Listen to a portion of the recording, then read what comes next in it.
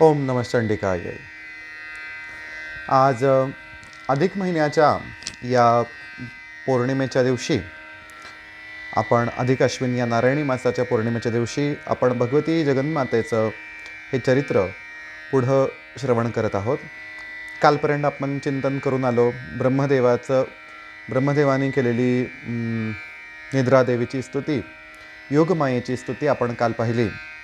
तर कथाभाग आपण परत एकदा श्रवण करूयात की एकार्णवामध्ये किंवा संपूर्ण सृष्टी जलमय असताना भगवान महाविष्णू योगनिद्रेच्या अधीन असताना त्यांच्या कर्णमलातून दोन राक्षसांची उत्पत्ती झाली, एक मधु आणि एक कैटभ. आणि दोघांनी पण घोर तपस्या करून ऐम या बीजाक्षराचा मंत्र जप करत भगवती जगन्मातेकडून स्वेच्छामरण या वराचा प्राप्ती करून घेतलेली आहे.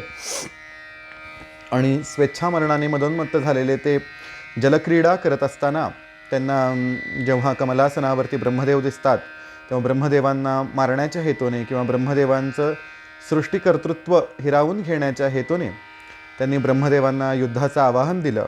पण निर्बल असलेलं जाणून ब्रह्मदेवांनी दाम आणि भेदनीतीचा वापर करून त्यांनी विष्णूंना उठवण्याचा प्रयत्न केला. विष्णू उठले नाहीत म्हणून त्यांनी भगवती योगमायेची स्तुती केली. आणि जगन्मातेची स्तुती केल्याच्यानंतर जेव्हा योगमायेचा प्रभाव निघून गेल्याच्यानंतर भगवान विष्णू जागे होतात. इथपर्यंत आपण कालपर्यंत कथाभाग पाहून आलो. त्याच्यानंतर हे सगळं ऐकल्याच्यानंतर थोडंसं मनाला न पटण्यासारख्या गोष्टी याच्यामध्ये असल्याकारणानं सर्व जसं आपल्याला हा प्रश्न पडावा किंवा हे नेहमीच्या परिपाठामध्ये आपल्याला हे असं ऐकायला मिळत नाही की विष्णू देवीच्या अधीन झाले, विष्णू योगमायेच्या अधीन झाले. मग याच्यासाठी हे असं असताना पुढच्या अध्यायामध्ये कथाभाग थांबवून सर्व शौनकादी ऋषीमुनींनी सूत महर्षींना प्रश्न विचारला. संदेहोत्र महाभाग कथायांतु महाद्भुतः वेदशास्त्र पुराणैश्च निशितं तु सदा बुधैः. हे महाभागा, आमच्या मनामध्ये थोडासा संदेह निर्माण होतो आहे की वेदशास्त्र पुराणांमध्ये किंवा विद्वान मनीषी लोकांनी ब्रह्मा विष्णूश्च रुद्रश्च त्रयो देवा सनातनाः असं सांगितलं आहे की ब्रह्मा विष्णू आणि रुद्र हे तिघही सनातन शाश्वत असे अंतिम असे देव आहे. नातः परतरं किंचित ब्रह्मांडेस्मिन् महामते. हे महामते, या तिघांशिवाय या ब्रह्मांडामध्ये कोणीही महत्त्वपूर्ण असं नाही असं ते म्हणतात. ब्रह्मा सृजति लोकान्वै विष्णू पात्यखिलं जगत रुद्रसंहरते काले त्रये एतत्र कारणम.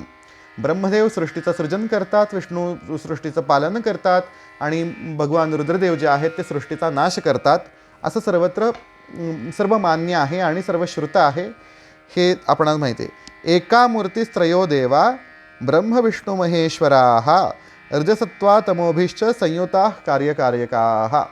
ते म्हणतात की एकाच मूर्तीचे हे तीन रूप आहेत. रजसत्व आणि तम या तीन भागांमध्ये विभागलेलं ही एकाच देवाची मूर्ती आहे. आणि त्याच्यामध्ये तेषां मध्ये हरिश्रेष्ठो माधवो पुरुषोत्तमः आदिदेवो जगन्नाथ समर्थ सर्वकर्मसु. त्यामध्ये हरी सर्वामध्ये श्रेष्ठ आहे, माधव आहे, पुरुषोत्तम आहे, आदिदेव आहे, जगन्नाथ आहे, सर्व कर्मांमध्ये समर्थ आहे, श्रेष्ठ आहे. नान्यः कोपि समर्थोस्ति विष्णोः अतुल तेजसः. भगवान महाविष्णूंशिवाय कोणीही समर्थ नाही, ते अतुल तेजस्वी, त्यांच्या तेजाची कुठंही तुलना नाही.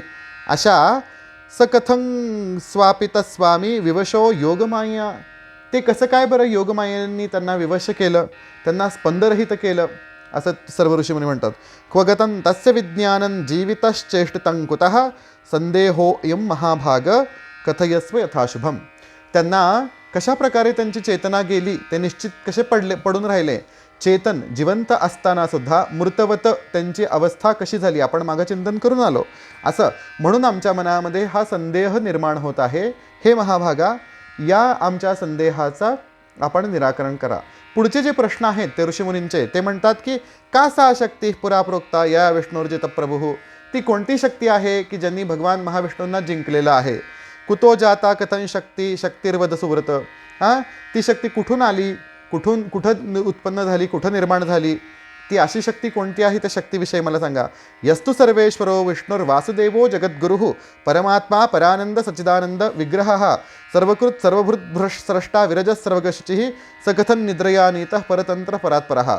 जो यस्तु सर्वेश्वरो विष्णुर, जो सर्वेश्वर असणारा विष्णू आहे, वासुदेव आहे, जगद्गुरू आहे, परमात्मा आहे, परानंद आहे, जो साक्षात सच्चिदानंद विग्रह आहे, सर्वांची सृष्टीचा निर्माण करण्याचा जो कारण आहे, जो सच्चिदानंद विग्रह आहे, जो विरज आहे, सर्वग आहे, जो पवित्र आहे, असा महाविष्णू निद्रेला कसा काय प्राप्त झाला. एत आश्चर्यभूतो हि संदेहो न परंतप छिंदी ज्ञानासिनासूत व्यास शिष्य महामते. हे आम्हाला काही पटलेलं नाही किंवा आमच्या मनामध्ये थोडासा संकोच येतोय की हा भगवान महाविष्णू निद्रादेवीच्या किंवा अशा कोणती शक्ती आहे ती, कुठल्या शक्तीच्या ते अधीन आहेत असं ते विचारतात.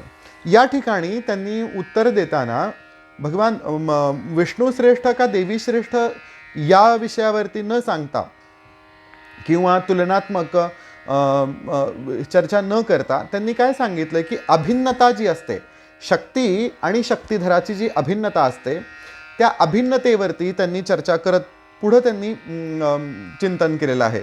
म्हणजे काय आहे की मी मागेही उदाहरण देऊन आलो की जर वायू असेल, वायूमध्ये जर म्हणजे ह्याची प्राणशक्ती जर नसेल, त्याच्यामध्ये आपल्या भाषेत बोलायचं झालं ऑक्सिजन जर नसेल तर त्या वायूला अर्थच नाही आहे काही.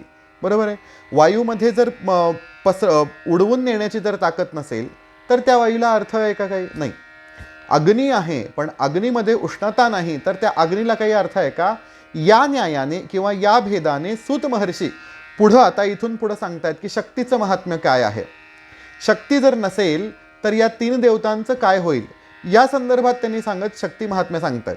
आपल्याला याचं रहस्य बघायचं आहे पण ते थोड्या वेगळ्या अर्थाने. जेव्हा कथा संपूर्ण होईल तेव्हा आपण ह्याचं बघूयात. पण आत्ता सूत महर्षी काय म्हणतायत आपण ते पाहूयात. ते म्हणतात सूत उवाच कसंदेहं भिन्नत्यैनं त्रैलोक्ये सचराचरे मुह्यन्ति मुनयः कामं ब्रह्मपुत्रा सनातनाः. हे तुम्हालाच काय म्हणे, ब्रह्माचे जे पुत्र सनत कुमारादी पुत्र आहे, कपिल महर्षी मोठे ऋषीमुनी आहेत, त्यांना सुद्धा ती मोहात पाडते, त्यांना सुद्धा ही जाणू देत नाही. ह्याचं जे ज्ञान आहे, शक्तीचं जे महात्म्य आहे, शक्तीचं जे ज्ञान आहे, विज्ञान आहे, ते जे काही तिचं तत्व आहे, तिचं जे श्रेष्ठत्व आहे, तिचं जे अस्तित्व आहे, जोपर्यंत तिची कृपा होत नाही, तिचा आशीर्वाद आपल्याला प्राप्त होत नाही, तिची अनुकंपा आपल्यावरती होत नाही, तोपर्यंत मनुष्य इतर देवतांनाच किंवा त्या देवतांनाच श्रेष्ठ मानत राहतो किंवा त्या अग्नीला श्रेष्ठ मानत राहतो, दाहक तेला नाही. पण त्याच्या पाठीमागचं कार्य काय आहे, शक्ती काय आहे, ती त्याच्यामागचं विस्तार कसा आहे ते तुम्हाला लक्षात येत नाही. कुठपर्यंत? जोपर्यंत भगवती जगन्मातेची कृपा होत नाही तोपर्यंत. लक्ष्मीतंत्रामध्ये जेव्हा इंद्र, आता हा वैष्णवागम ग्रंथ आहे, वैष्णवागम, इंद्र ज्या वेळेला विचारतो की भगवती कधी म्हणजे सामान्य जनांवरती तू कधी कृपा करशील किंवा भक्तजनांवरती तू कधी कृपा करशील, कधी हा मायेचा पाश त्यांच्यावरचा दूर होईल तू मला सांग. तर त्यावेळेला देवी म्हणते की इंद्रा, ती माझी इच्छा असते, तो माझा संकल्प असतो की ज्या वेळेला माझ्या मनामध्ये येतं की ह्याच्यावरती आता मला कृपा करावयाची आहे, तर त्याच वेळेला तत्क्षणी त्याचा शक्तिपात झालेला असतो. देवी म्हणते की गुरुप्राप्ती, संप्रदाय प्राप्ती वगैरे नंतर होते, पण त्या दृष्टीने कुंडलिनी जागृती होण्याच्या मार्गाने, अनुषंगाने त्याच्यावरती कृपा जी होणार आहे माझी, ती व्हायला सुरुवात होते. कधी? की जेव्हा माझ्या मनामध्ये त्याच्याविषयी दयाभाव किंवा कृपाभाव निर्माण होतो, असं देवी लक्ष्मी तंत्रामध्ये भगवान इंद्रदेवांना असं म्हणते. आपण पुढे एक श्लोक बघू. या श्लोकांचा जर आपण अर्थ घेतला, हे सगळ्याचा विवेचन केलं, विषय सगळ्यांना माहिती आहे, माहीत नाही अशातला भाग नाही आहे, ही उदाहरणंही सगळ्यांना माहिती आहे. पण ह्याचा अर्थ थोडासा घेतला की अध्यात्माशी रिलेटेड जर आपण अर्थ घेतला, अध्यात्म म्हणजे काय की आपलं जे आपल्याशी संदर्भात आहे, जे आत्म्याशी संदर्भात आहे, आत्मना आधी जे आपल्याशी संदर्भात जे ज्ञान आहे त्याच्याशी जर हा अर्थ आपण जर लावला तर याच्यामध्ये असं दिसतं की इथं शक्ती याचा अर्थ कुंडलिनी शक्ती असा होतो. शक्ती याचा अर्थ तुमची जी चलनवलनाची शक्ती आहे तो त्याचा अर्थ होतो. बरोबर आहे की नाही. शक्ती याचा अर्थ भूक या अर्थाने पण आपण अर्थ घेऊ शकतो, झोप या अर्थाने घेऊ शकतो, तहान या अर्थाने घेऊ शकतो. ज्या कारणाने, ज्या अपूर्णतेनी, ज्या कमतरतेनी ही सृष्टी चालते, जर सर्वत्र परिपक्वता असेल तर तो महाप्रलयाचा क्षण असतो, की सगळीकडे सगळं इक्विलिब्रियम म्हणजे समानता आलेली असेल तर तो प्रलयाचा क्षण असतो. कारण सगळीकडे समान, सगळीकडे जलच असतं, एक समान असतं. आपल्या शरीरातील काही मूलद्रव्य असतील, कुठले पार्टिकल असतील, हार्मोन्स असतील, वेगवेगळ्या प्रकारच्या किटाणू असतील, जीवजंतू असतील, रक्ताच्या ह्याच्यामध्ये बदल, आमूलाग्र बदल क्षणोक्षण होतात. हे बदल कुठल्या शक्तीच्या आधारे होतात, कशाच्या आधारे होतात? आपलं हृदय जे ठकठक ठकठक ठक जे चालू असतं, जे डोळे जे पाहतात, माझी वाणी जी बोलते, ह्या सगळ्या गोष्टी ज्या हे कशाच्या आधारे चालतं? या संदर्भातून, अग्नीच्या उदाहरणातून, विष्णूच्या उदाहरणातून किंवा रूपकातून आपण जरी म्हटलं, किंवा ब्रह्मदेवाच्या रूपकातून ह्या सर्व शक्तींचा उहापोह या ठिकाणी केलेला आहे. आणि ह्याच्यातला सगळ्यात महत्त्वाचा श्लोक मला असा वाटतो की शिवोपि शवताई याती कुंडलिन्याम विवर्जितः, या श्लोकामध्ये या 8व्या अध्यायामधला हा सर्वात महत्त्वाचा श्लोक मला असा वाटतो की शिवोपि शवताई याती. याच्यामध्ये स्पष्ट प्रकारे व्यास भगवान म्हणतात की तुम्ही की शिवाला सुद्धा शवता येते. शक्ती विना शिव हा शवाप्रमाणे आहे. नीट लक्ष देऊन ऐका की जर शक्ती नसेल तर शिव हा निश्चिपच आहे, निक्षेप आहे. शिव स्वतः काही करू शकत नाही. ऊर्जा आहे का? नक्कीच ऊर्जा आहे, पण ती कशी आहे? स्थितीज ऊर्जा आहे. आपण ज्याला स्टॅटिक एनर्जी म्हणतो, स्थितीज ऊर्जा. आणि शक्ती जी आहे ती गतिज ऊर्जा आहे, बरोबर. त्याला आपण डायनामिक एनर्जी म्हणतो, की जी शक्ती, जी ऊर्जा सृष्टी निर्माण करते, किंवा जी सगळी प्रत्येक प्रपंचाचं कार्य करणारी जी शक्ती आहे, तिलाही प्रकृती म्हटलं, तिलाही माया म्हटलं, तिलाही आद्याशक्ती म्हटलं, की तिच्याशिवाय हा जो शिव आहे. कारण शिव तर बसलेलाच आहे ना. आपल्यासाठी भगवान शंकर हेच शिव आहे. शिव मी निर्गुण परमात्म्याविषयी बोलतो.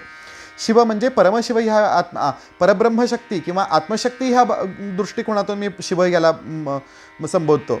पण त्या परब्रह्म्याची जी इच्छा आहे, त्याचा होणारा जो विकार आहे कार्यरूपानी, त्याच्या प्रतिबिंब रूपानी जी आहे, ती ही भगवती महामाया आहे.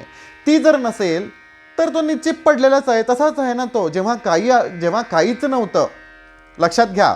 पुन्हा मी नाथ महाराजांच्या अभंगाकडे जर मी इथं आलो की जेव्हा नव्हते कोटेचं काही, चंद्र सूर्य तारा नाही, अवघेच शून्य होते पाही, कानोबा तेरे तेरे ते. नाथ महाराज म्हणतात. मी पुन्हा हा अभंग रिपीट करतो, लक्षात घ्या. जेव्हा शून्यही नव्हतं, जेव्हा काळा सुद्धा रंग नव्हता, जेव्हा अंधकारही नव्हता, जेव्हा प्रकाशही नव्हता, अशी जी परिस्थिती होती, त्यावेळेला नाथ महाराजांनी काय सांगितलं की त्यांच्या तिथं एक ढालगज निर्माण झाली. ढालगजचं वर्णन करता येतं, कारण ती दृश्य आहे, ती दिसते. सगळे ग्रंथ असू द्या, सगळे वेदशास्त्र असू द्या, सगळेजण फक्त आणि फक्त मायेचं वर्णन करतात. कारण आत्म्याचं वर्णन करायला शब्द पुरतच नाही. आत्म्याचं वर्णनच करता येत नाही. आत्मा हा शब्दांनी अवांग मनस गोचरहा, मनाला आणि बुद्धीला, वाणीला जो समजत नाही तो शिव आहे, तो परमशिव आहे, ज्याला आपण आत्मरूप म्हणतो, ज्याला आपण परब्रह्म म्हणतो, बरोबर आहे की नाही. मग इथं आपण आई आणि वडील ह्या दोन भेदांनी जर आपण बघायला गेलं तर वडील काय करतात? वडील जाऊन बाहेर कामाला जाऊन घरामध्ये धनसंग्रह सगळा आणतात, सर्व स्रोत आणतात, पण बाकीचं सगळं चलनवलन कोण चालवतं? आईच करते की नाही. तर तसं बघायला गेलं की आईची ही इच्छा असते की मला हे पाहिजे, मला ते पाहिजे, मला हे करायचं आहे, मला ते करायचं आहे. नीट लक्ष देऊन बघा. घरामध्ये स्त्री समाज जो आहे, स्त्री सदस्य जे आहेत, त्यांच्या डिमांड पुरुषांपेक्षा जास्त असतात. त्याच्यामुळं हा संसार चालू असतो. मग ती स्त्री गरीब कुटुंबातली असू दे किंवा अतिशय नीता अंबानी कोणी श्रीमंत कुटुंबातली का असू दे, मग त्यांच्या काही डिमांड्स असतात, त्यांच्या काही मागण्या असतात, त्यांच्या इच्छा असतात. म्हणून इच्छा हा शब्द असतानाच मुळात स्त्रीलिंगी आहे. म्हणून तो सजातीय लिंगाकडे जास्त जाणार की विजातीय लिंगाकडे जाणार?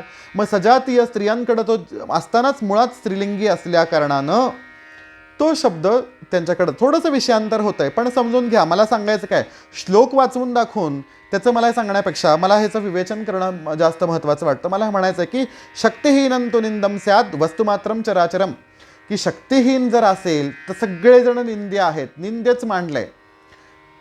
साधा विषय आहे. मुद्दा काय आहे की मेल्यानंतर लवकरात लवकर उरका, आता उठा, याला घेऊन नेऊन जाळा एकदाचा गाडा, अशी तयारी होते ना.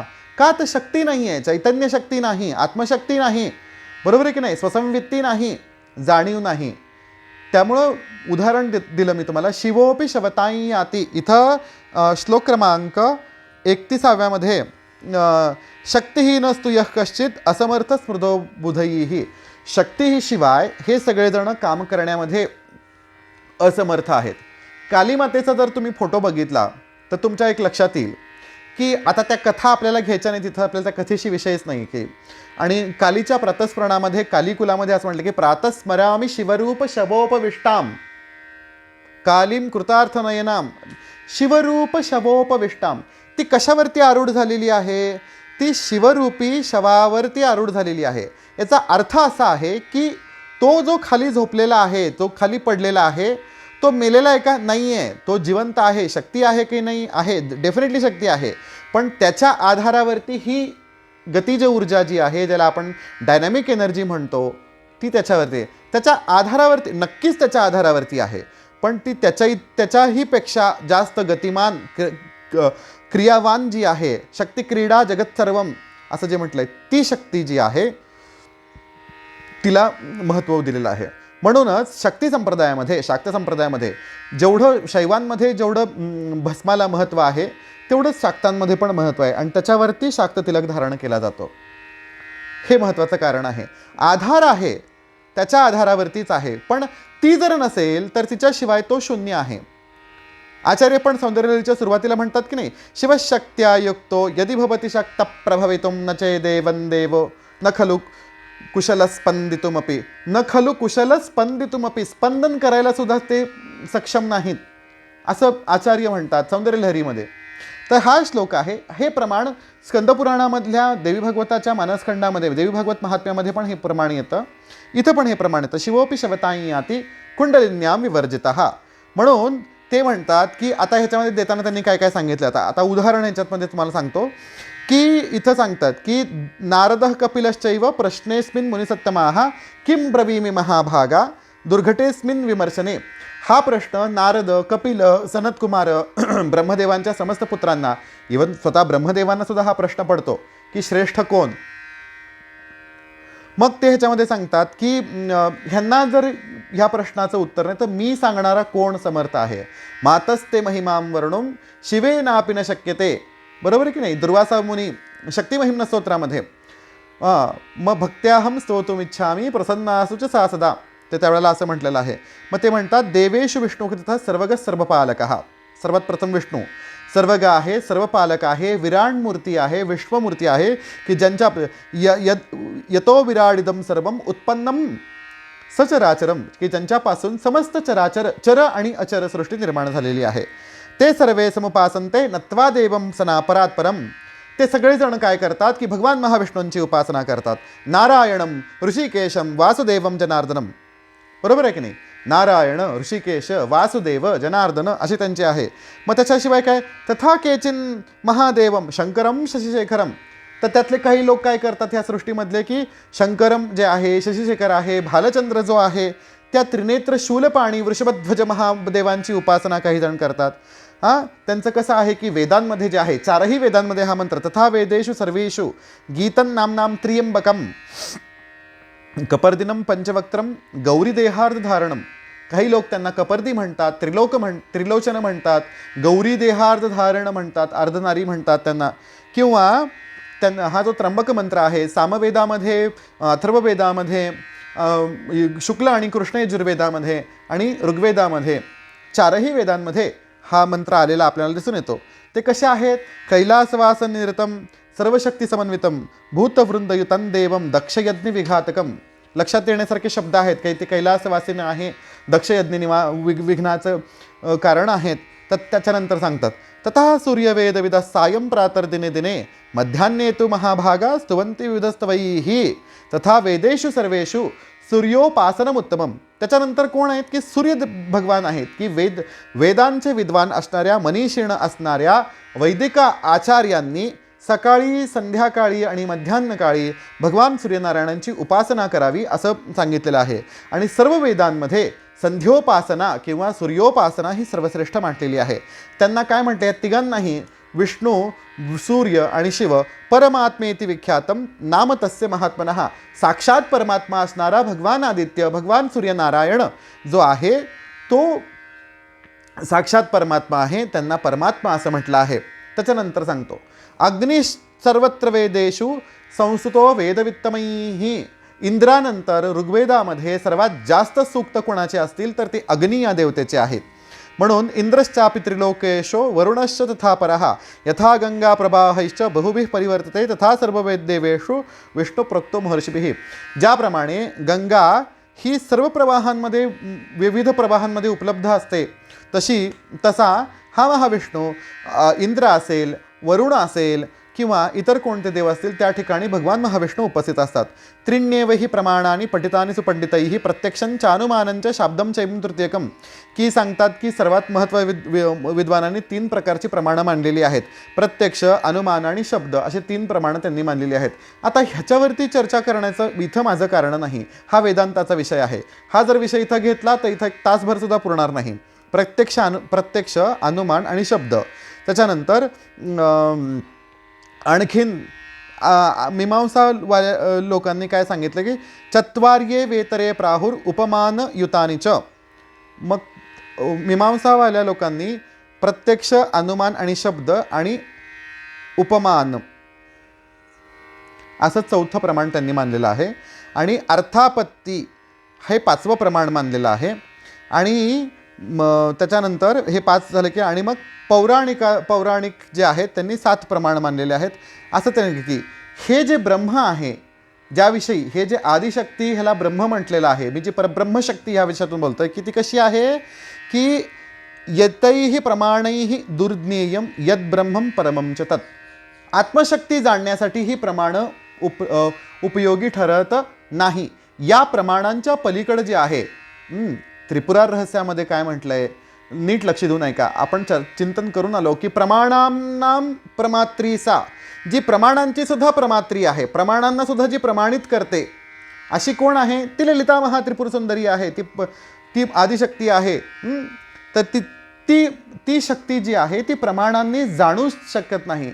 त्यांना त्याच्यासाठी आपण म्हणतो की साही पडले आता पडलो प्रवाही. ते 6 शास्त्रांचा विषय आहे की 6 म्हणजे वेद, तुमचं वेदांत, मीमांसा, न्याय, हे योग वगैरे, हे जे उत्तर मीमांसा, पूर्वमीमांसा हे जे शास्त्र आहेत की त्याचं कारणच असं आहे. ते सांगितलं की नाही, दुर्घे दुर्घट भारी तुझवण संसारी अनाथ नाथे अंबे करुणा विस्तारी. वारी वारी जन्म मरणा ते वारी हारी पडलो आता संकटनी वारी. ते जे आहे त्यातले जे साही विवाद करिता पडलो प्रवाही. मी 6 जणांच्या नादी जर लागलो, साही विवाद करिता पडलो प्रवाही, म्हणून ते तू भक्ता लागी पावसी लवलाही असं जे म्हटलेलं आहे ते 6 शास्त्रांचा इथे यांनी विचार केला की या 6ही शास्त्रांना भगवतीचं स्वरूप कळलेलं नाही. म्हणून म्हणतात की म्हणून भक्तीनेच तुला जाणता येऊ शकतं. वितर्काश कर्तव्य बुद्ध्या चैवागमेन च निश्चयात्मिका युक्ता विचार्यच पुन्हा पुन्हा. या विषयामध्ये बुद्धी झालं, तुमचं पुन्हा पुन्हा आगमशास्त्र झालं, तंत्रशास्त्र झालं, कुठलंही शास्त्र याविषयी बोलू शकत नाही भगवतीच्या स्वरूप ज्ञानाविषयी. त्याचं कारणच असं आहे. म्हणून हिचं जेव्हा कसं प्रत्यक्ष तस्तु विज्ञानं चिंत्यमतिमता सदा दृष्टांतेनापि सततम शिष्टमार्गानुसारेणा. शिष्टजन किंवा जे विद्वज्जन, जे भगवतीचे उपासक, रामकृष्ण परमहंस सारखे जे भगवतीचे भक्त आहेत, जे त्यांनी श्रेष्ठ भगवती कालीमातेला प्रेमरूपानी, भक्तिभावरूपानी तिला जाणलं, तिला आपलंसं केलं आणि त्या मार्गातून योगाची म्हणजे अतिशय अवघड स्थिती सहजरित्या प्राप्त करून ज्याच्या गेले की त्या शिष्ट जनांच्या मार्गात की व्यास वसिष्ठ शुक गोंधळी, जसं ज्ञानेश्वर महाराज म्हणतात, नाचताती सोहम मेळी. आता हा सगळा गोंधळ कुठला गोंधळ आहे?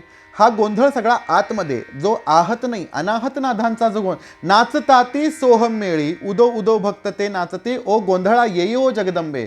मग कोणती जगदंबा बोलवायची? ती कुंडलिनी जगदंबा. इथं त्यांनी शब्द जो वापरलाय की शिवोपी शिव, इथं जो शिव आहे तुमच्या सहस्रार चक्रामध्ये, जोपर्यंत कुंडलिनी शक्ती सर्व चक्रांचं भेदन करत इथपर्यंत येत नाही तोपर्यंत काय अर्थच नाही ना. शिवोपी शवतायती असाही अर्थ तुम्ही लावा. मगाशी मी जे चिंतन केलं, आपण जे चिंतन करून आलो थोड्या वेळापूर्वी की शिव तिच्या शिवाय शवाप्रमाणे आहे, त्याचं कारणच हे आहे.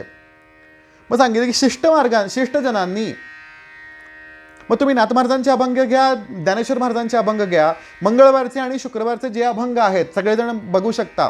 त्या अभंगांमध्ये भगवान पंढरीनाथाला जे रूपक वापरलेलं आहे, अंबिकेचं, जगन्मातेचं, अंबाबाईचं जे रूपक वापरलेलं आहे, आणि त्या ठिकाणी जी चर्चा केलेली आहे त्यांची जी चर्चा कसं आहे की व्यास वसिष्ठ शुक गोंधळी नाचताती सोहम मेळी.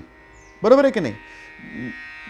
हे जे भूत्या आणि हे जे जोगती लोक जे गण जे देवीच्यासाठी जे नृत्य करतात, तिच्या प्रित्यर्थ नृत्य करतात, तर ते नृत्य कुठं नसून तुमच्या इथं अंतर मनामध्ये, तुमच्या या प्राणशरीरामध्ये ते तुमचं नृत्य झालं पाहिजे.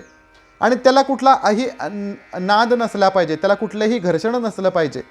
तो जो नाद आहे तो गुरुकृपेने झालं पाहिजे. एष ब्रह्मादि स्तंभपर्यंतम ब्रह्मांडेस्मिन महातपाः शक्तिहीनंतु निंदन स्यात् वस्तुमात्रम चराचरम.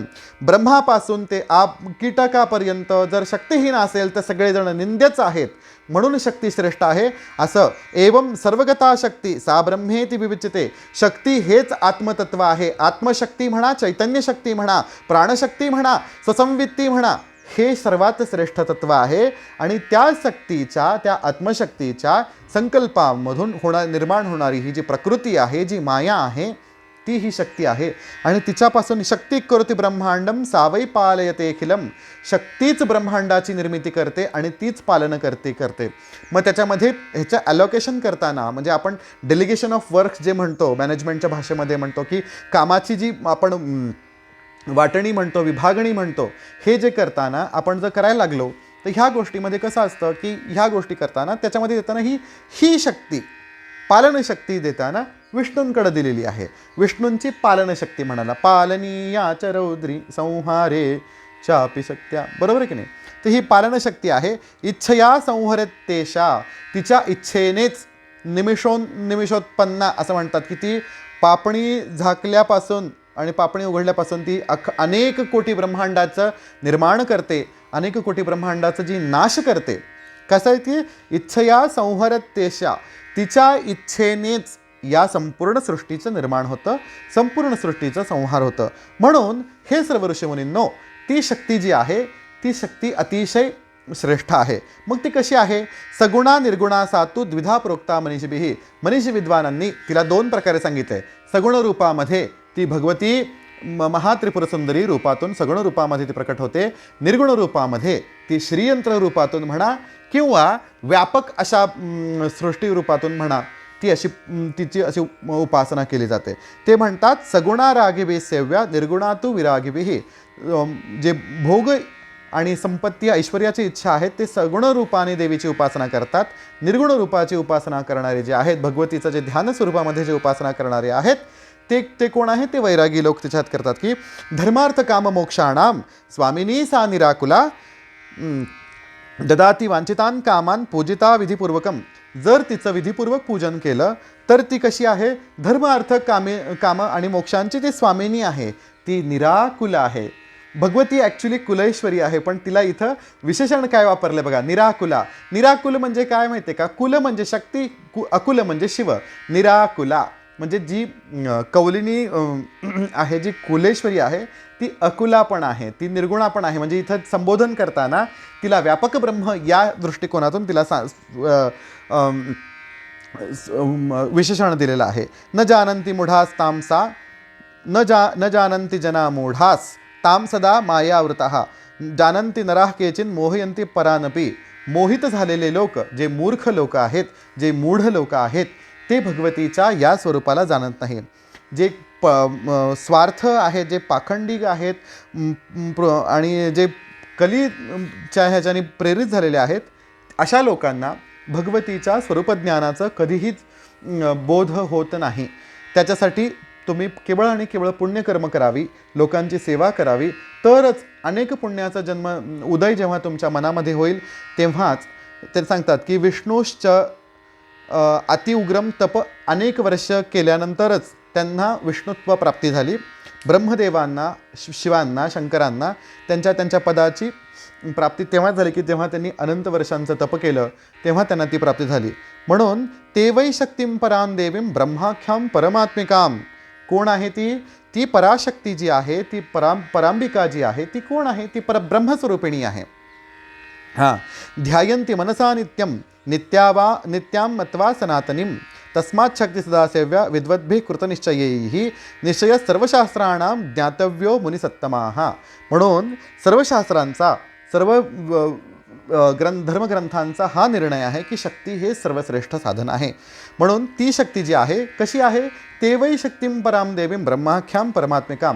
जी परमात्मशक्ती आहे, जी ब्रह्मरूप शक्ती आहे, तीच ही शक्ती सर्वश्रेष्ठ आहे असं ते म्हणतात की शक्तिरेव सदा सेव्या विद्वद्भिः कृतनिश्चयैः प्रत्यक्षमपि द्रष्टव्यम अशक्तस्य विचेष्टितम अतः सर्वेषु भूतेषु ज्ञातव्या शक्तिरेवच. म्हणून असमर्थ पुरुषाचा किंवा अशक्त पुरुषाचा सदैव धिक्कार केला जातो. म्हणून सर्व भूतेषु ज्ञातव्या शक्तिरेवच.